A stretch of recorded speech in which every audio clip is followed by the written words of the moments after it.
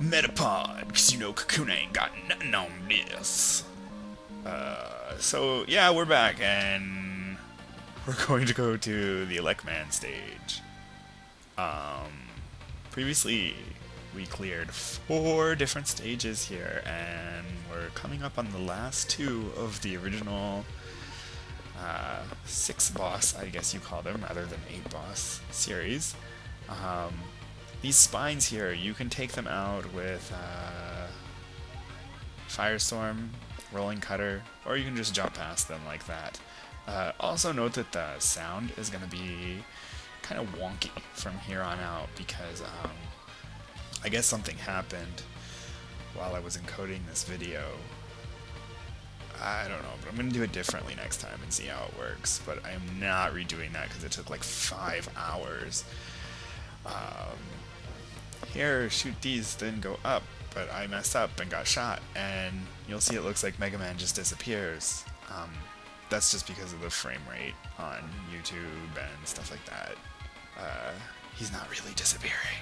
He's just blinking, but you can't tell. Here are Yoku blocks. The first time you're going to see them in all of Mega Man is here. These are also a staple of the series, unfortunately to some who hate them. I actually love Yoku blocks. I don't know why, because they're frustrating as heck. But essentially you just memorize their pattern, then time your jumps so that you can climb them. Here's an area I always thought was weird, jumping over those little blocks. It just looks odd. Here I'm going to use Firestorm. I love its shieldy property. And you can't use the Thunder Beam or whatever the heck you get from Elecman yet because you don't have it because we're on Elecman stage. But that shoots upward also. But Firestorm works here. Yeah, I get it.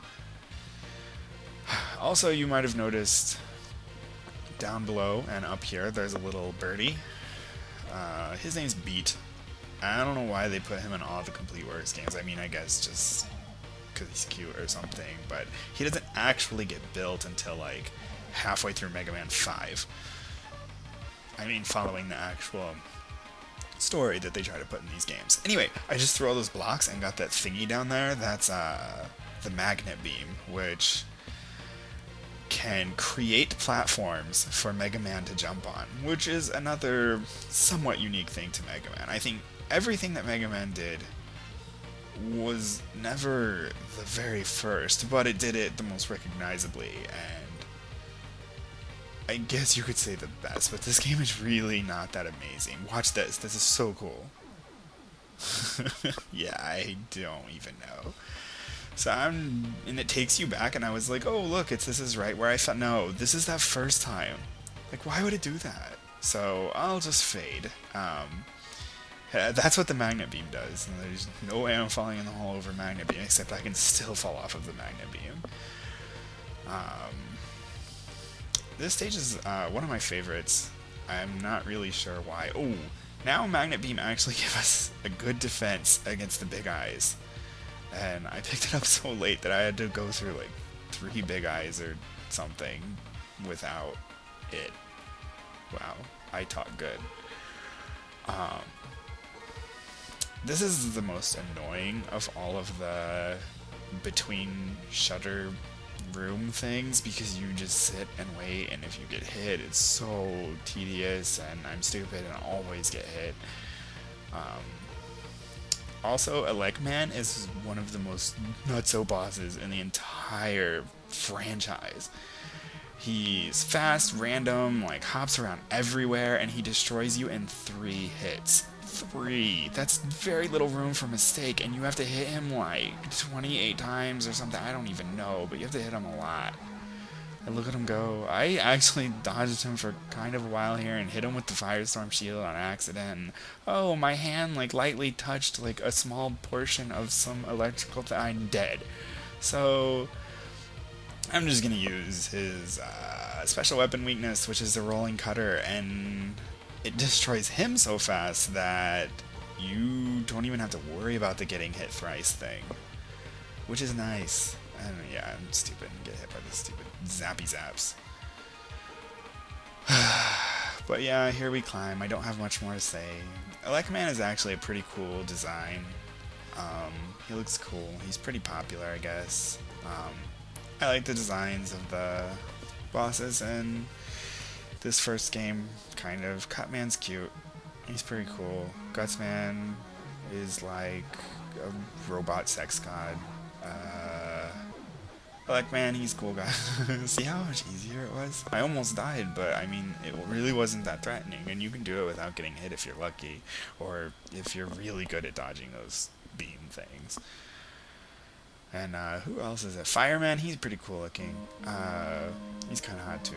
Bombman's like funny. He's actually really small, I guess. I mean, in this game they all look the same size, but he's supposed to be like really tiny, and I think that's funny. Now we go to Iceman stage, which is arguably the stupidest stage ever. Well, I guess that's just my opinion, but no, it's really just frustrating because there's a really annoying part later. I like those guys. You have to shoot their head or else their head will come flying off and, like, go nuts. I say nuts a lot. Maybe I like nuts. I like almonds. What? Penguins. There's a lot of penguin enemies in Mega Man. It's weird. Like, I guess penguins are kind of popular, like, both here and in Japan. It's a popular animal, but seriously, penguins everywhere? And, like, flying penguins that fly around the sky? I don't know. Here's some Susies guarding this thing. I don't even know why they put the Susies there. Like, you can just shoot them. Like, there's no threat. I mean, I guess, if you're not used to the sliding mechanic yet, because you slide when you run, like in a lot of old platformers. Slipperoo floors, yeah. And that's, yeah, scary stuff. So I guess you could slide into them if you're stupid. I feel bad saying that because probably people watching this would slide into them, and I've actually slid into them before, so yeah, I don't really know what that was. Stupid jump, but this yoga block pattern, it's pretty fun. I like ones where you have to wait and then jump to where one's going to appear, which is like all of them in Mega Man 1. Here's a really, really annoying section, and the section is pretty much broken. If you don't have the magnet beam, this is so tedious and frustrating because those guys down there, yeah, I die. You have to go on top of those floaty guys. That's what game over screen looks like. Great, right? And you have to like stand on their heads, and their pattern is random, so sometimes they'll never go near each other, and then they're also shooting at you, and if you get shot while you're on one, you bump and fall down, like, because the knockback damage in this game is nuts too. Nuts, Metapod. So, that was also an example of what not to do.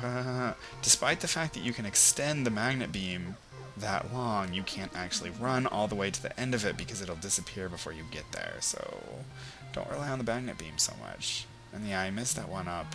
It's really hard, like, it seems almost random to me in this game if you're going to be able to get into areas like that while you're falling, because I mean, I was pushing left the whole time.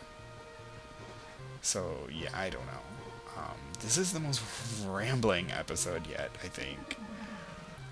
So now we're gonna go take on Iceman, who's pretty easy, but there's little room for error because he can defeat you in, I think, maybe 3 hits also, maybe 4, but he's pretty dangerous. I think his weapon is called Ice Slasher, and he shoots a lot of them, and you kind of have to jump in this narrow gap to clear them, so it's pretty tough if you're not good with precision, or if you're playing on a game bridge.